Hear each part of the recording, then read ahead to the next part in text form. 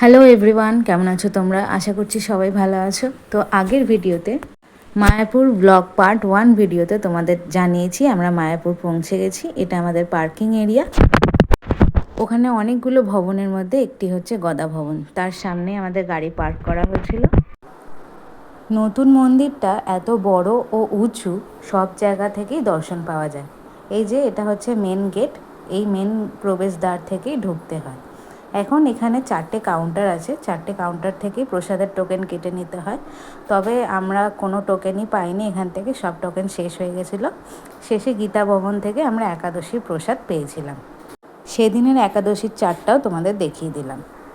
এইবার আমরা চলে যাচ্ছি মেন মন্দিরে। মেন মন্দিরের সামনেই হচ্ছে নতুন মন্দির এবং এটি হচ্ছে মেন মন্দির। এই মেন মন্দিরের সামনেই চেকিং হচ্ছে। সব কিছু জিনিসপত্র বাইরে জমা রেখে তবেই ঢুকতে হয়।